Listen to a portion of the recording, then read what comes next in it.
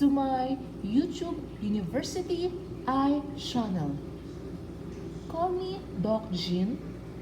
Right now, our topic will be must-have to control your nearsightedness.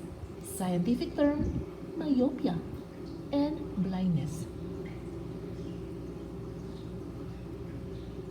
There is an increase in power of nearsightedness. The eyeball itself become longer. The tissue of the retina, the screen of our eyes became thinner. The staining of tissue may increase the risk of retinal detach, cataract, glaucoma, and other disease. Retinal detach, it may lead to retinal hole, retinal tear, and blindness. So in short, if your nearsightedness is -4 in diopters or higher, if your nearsightedness is -4 in diopter or higher, thou shalt not carry heavy object because it may lead to retinal detach, retinal hole, retinal tear, worst scenario, blindness. There's no cure for it up to present time. Treat the symptoms, treat the elongation of eyeball. Must have to control your nearsightedness. Children are recommended to be exposed in daylight 2 hours per day. Advantage to prevent autoimmune disease. Increase in endorphin level, the chemical released in body to relieve pain and stress. Happy hormone will be released also. The whole body will be happy, whole body will be healthy. Administer atropine 0.01% drop prescribed by ophthalmologist. Monitored should be done and effect may be seen after 6 months. It means frequent visit to ophthalmologist and careful religious follow the order of ophthalmologist.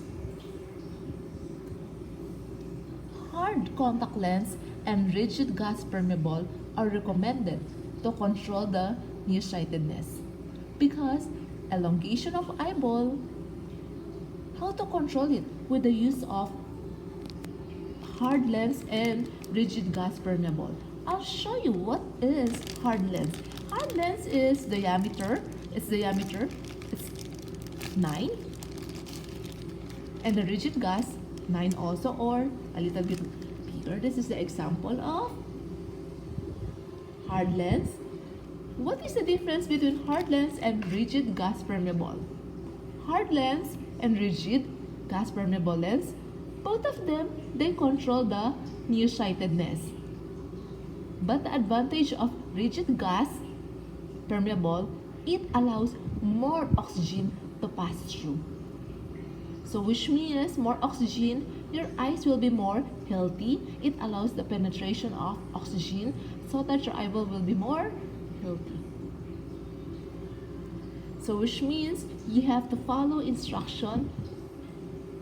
You have to religiously follow the instruction of optometrist. So which means this is long term. So if you're happy with the contact lens, please try rigid gas permeable contact lens to control your nearsightedness. But if you're going to use rigid gas permeable, if you're going to use hard contact lens, you should be responsible enough in handling hard lens and rigid gas permeable. If not, problem will arise. Progressive eyeglasses are recommended, prescribed by optometrists. Why progressive lens? Because there's a plus lens that will relax your eyes. So which means to control your nearsightedness, progressive eyeglasses are recommended. But for the progressive lens, you have to know where should you look at the distance, where should you look at the intermediate, where should you look at the reading area. You have to follow instruction. Because if not, you will feel dizzy. You have to ask how to use progressive eyeglasses.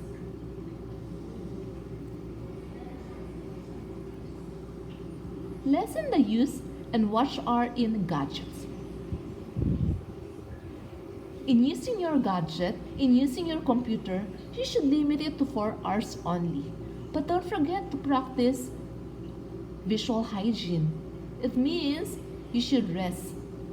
Another principle is 20-20 principle, which means if you reach 20 minutes, you should rest.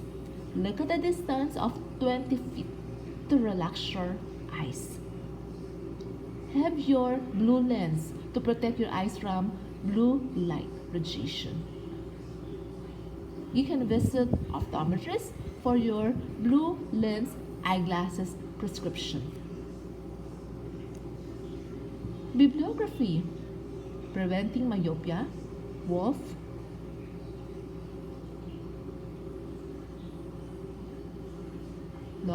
Wolf Lagris, Professor Dr. Med, Frank Shaw, F.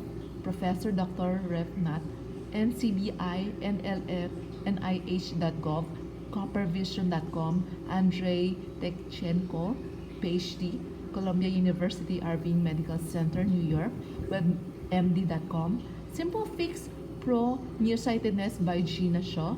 Thank you very much. God bless. To God be the glory. If you like it, please don't forget to like, subscribe to my YouTube University Eye channel so that you have latest update of our lesson. To God be the glory. Thank you. God bless.